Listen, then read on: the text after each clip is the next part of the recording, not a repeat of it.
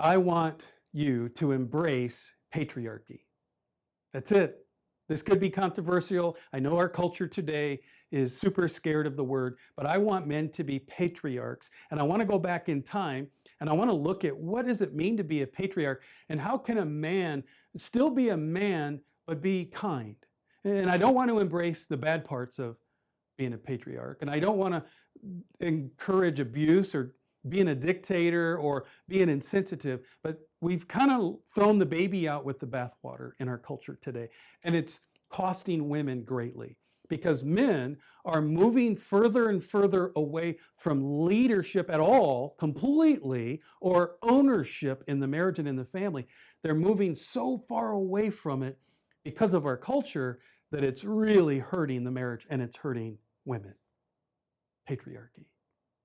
You see, there was a time where a man woke up every day with the pressure on his shoulders to protect and provide and care for his family. In all ways, emotionally, financially, physically, verbally. Like I have a responsibility. I want that responsibility. And so anything that threatens my family or my marriage, whether it's verbal, emotional, physical, or financial, man, I want to be the first one to respond like, hey, baby, I got this. And what's happened in our culture today is that the pendulum has swung so far the other way that men are becoming disengaged, confused, and they're becoming lazy, and it's hurting the marriage. And I challenge men, I challenge you, husbands, don't do that. Keep your hands on the wheel. Find a way to be a leader in your marriage and in your family that's effective, kind, that's emotionally connecting with your spouse, that's verbally connecting with your spouse. Create a lot of collaboration. Collaborating with your spouse takes a lot of communication. Men are not good at that. Collaborating takes a humble spirit. Collaborating, negotiating with your spouse. But don't be so passive that she loses respect for you. You see, that's the downside of completely running away from being a patriarch, is you go so far the other way. You're so passive, and research shows, and most women don't respect a really passive husband. Why? Because it puts more burden on her to do everything. It puts more burden on her to be more of a super mom and take care of the kids and the bills and the finances and the cleaning of the house and the mowing of the lawn and all the things that we have to divide and conquer. And unfortunately in our culture today, and I'm watching these young men, these young husbands, and here's what I'm watching. They're doing this till 3 a.m, gaming.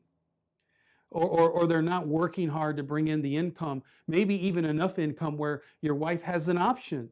If I don't want to work, I don't have to work. Or maybe I can work part-time or whatever that is. So lead, provide, care for, emotionally connect, physically connect, verbally connect, and spiritually lead.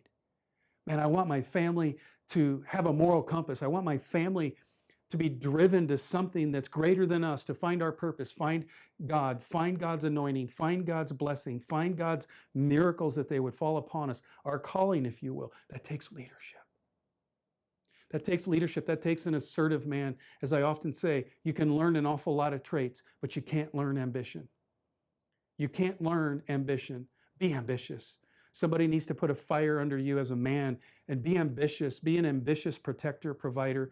Be ambitiously kind. Be ambitiously sensitive and humble. Be a servant. Be ambitious with serving and pursuing God. That's what patriarchs do. And if there's any bad parts of being a patriarch, absolutely, let's cut those out. Let's not use the idea of being a patriarch to give us a license to do things that are hurtful, sinful, damaging, destructive, abusive. Of course not. But let's not throw the baby out with the bathwater. Let's embrace patriarchy. Let's connect the dots as to why marriage and family is at its worst state that it's ever been. It's because of our culture. It's because of anti-biblical teachings. It's because men have become too passive. And by the way, I'm all for matriarchy. I'm all for strong women. I'm all for a godly, strong woman. I love women that are strong-minded, strong opinions. My wife, she's strong. She's a matriarch. I love that about her. She's not weak. She's not passive. She's not, well, do whatever you want. And when you take a patriarch who owns responsibilities and a matriarch and you put them together, wow. And they learn how to collaborate, negotiate, compromise, get rid of friction, get rid of how you're communicating, interacting is too abrasive and it's too hurtful, it's disrespectful, it's unloving. We can help you change all of that so you go from this conflict, patriarch, matriarch, to a unified front. For the good of your children, for the good of your calling, for the good of your future, for the good of God's blessings. And that's what our process does. But it starts with you. You've got to look in the mirror. We got to find elephants in the room. We've got to remove them.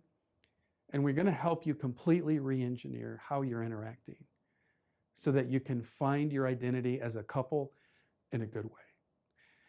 If that's what you want, reach out to us, contact us. We'll set up an interview. God bless you.